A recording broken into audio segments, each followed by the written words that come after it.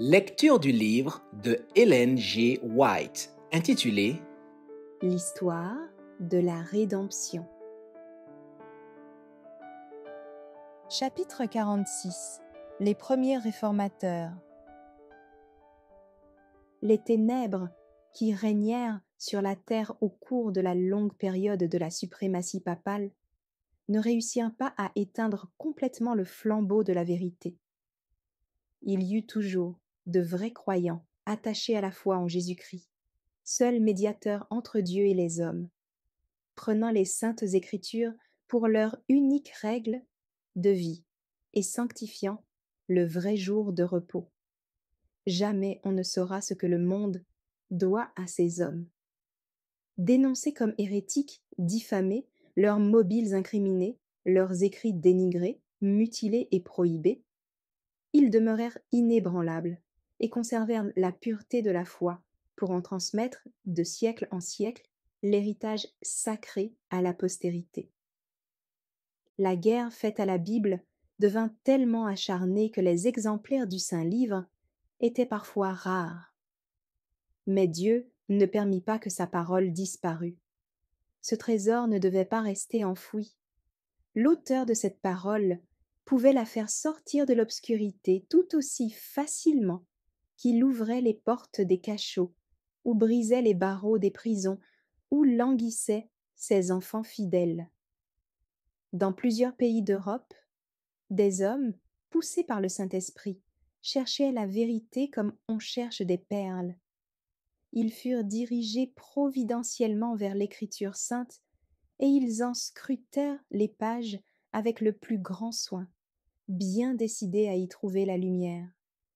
Ils acceptaient la lumière à n'importe quel prix. Bien que, ne discernant pas tout, ils arrivèrent à comprendre de nombreuses vérités oubliées depuis longtemps. Devenus des messagers du ciel, ces hommes s'efforcèrent de briser les chaînes de l'erreur et de la superstition. Ils invitaient les captifs à faire valoir leur droit à la liberté.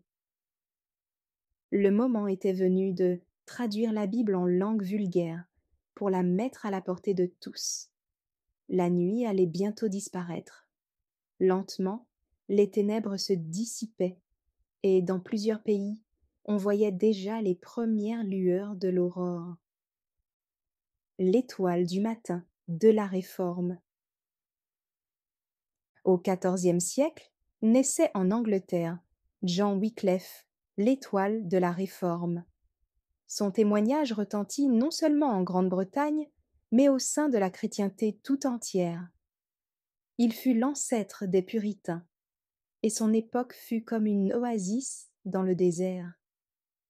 Le Seigneur jugea bon de confier l'œuvre de la Réforme à cet homme dont l'intelligence donnerait du caractère et de la dignité à ses travaux.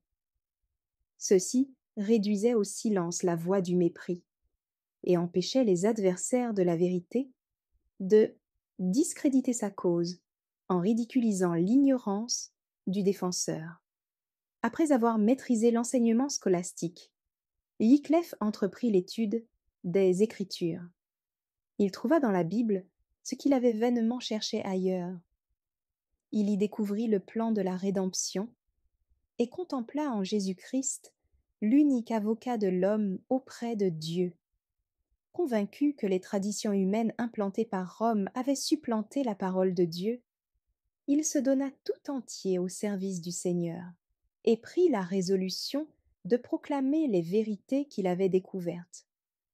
L'œuvre la plus importante de sa vie fut la traduction de la Bible en langue anglaise. C'était la première fois que la traduction entière de l'écriture en anglais voyait le jour. L'art de l'imprimerie n'étant pas encore connu, ce n'est que par un procédé lent et laborieux qu'on obtenait des exemplaires de la Bible. C'est ainsi que le peuple de Grande-Bretagne eut entre les mains la Bible dans sa propre langue. La lumière de la parole de Dieu commençait à répandre ses brillants rayons pour dissiper les ténèbres. La providence divine préparait le chemin de la grande réforme. L'appel à la raison humaine arrachait bien des gens à leur soumission passive au dogme de Rome. Les classes favorisées qui seules pouvaient lire à cette époque acceptèrent la Bible avec enthousiasme. Wycliffe enseignait exactement les croyances qui caractérisèrent plus tard le protestantisme: le salut par la foi en Jésus-Christ et l'infaillible et souveraine autorité des saintes Écritures. Beaucoup de prêtres s'unirent à ces efforts pour répandre les Écritures et prêcher l'Évangile.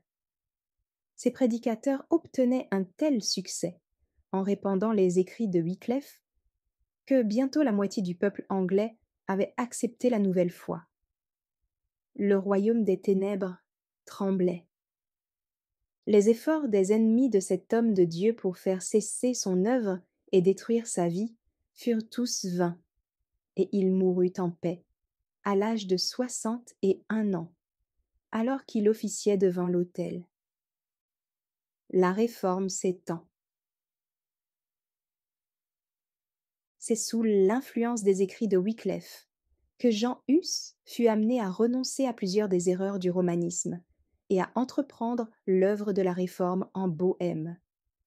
Tout comme Wycliffe, Hus était un chrétien noble, un homme de savoir, possédant une dévotion inébranlable pour la vérité. En faisant appel à la Bible et en dénonçant hardiment la vie immorale et scandaleuse du clergé, il suscita beaucoup d'intérêt. Des milliers de personnes acceptèrent avec joie de suivre une vérité plus pure. Ceci attira les foudres du pape et des prélats, des prêtres et des moines, et Hus fut sommé de se présenter au concile de Constance pour répondre à l'accusation d'hérésie. Hus avait obtenu un sauf-conduit de l'empereur allemand, et en arrivant à Constance, il reçut du pape l'assurance personnelle de sa protection. Au cours d'un long procès, le réformateur soutint fermement la vérité. Mis en demeure de choisir entre la rétractation et la mort, il choisit cette dernière. Après avoir assisté à la destruction de ses ouvrages par le feu, il fut lui-même livré aux flammes. En présence de dignitaires réunis de l'Église et de l'Empire, il fit entendre une protestation solennelle contre les désordres de la hiérarchie papale. Son exécution, en violation flagrante de la promesse publique et solennelle au sujet de sa protection, démontra au monde entier la cruauté et la perfidie de Rome. Sans le savoir, les ennemis de la vérité avaient contribué au progrès de la cause qu'ils cherchaient en vain de détruire. Malgré la persécution qui faisait rage après la mort de Wycliffe, on continua de protester d'une manière calme, pieuse et patiente contre la corruption de la foi religieuse. Tout comme les croyants de l'époque apostolique, beaucoup sacrifiaient joyeusement leurs biens pour la cause du Christ.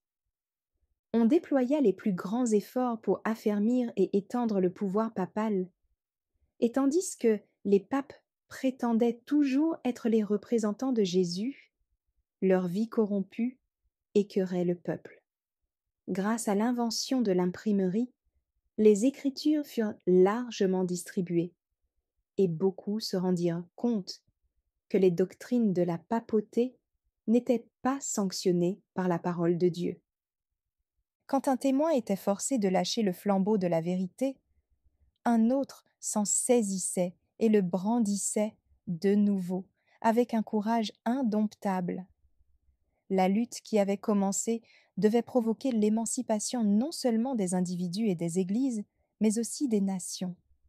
Comblant l'abîme de centaines d'années, les hommes étendaient les mains pour saisir les mains des Lollards à l'époque de Wycliffe. C'est sous Luther que la réforme commença en Allemagne. Calvin prêcha l'Évangile en France et Zwingli en Suisse. Le monde se réveillait de son long sommeil et on entendait de pays en pays ces mots merveilleux: liberté religieuse. Merci d'avoir écouté cette lecture. Si vous avez des questions ou des remarques sur le thème abordé, n'hésitez pas à les partager dans les commentaires et notre équipe ne manquera pas de les considérer. À bientôt sur lereste.org.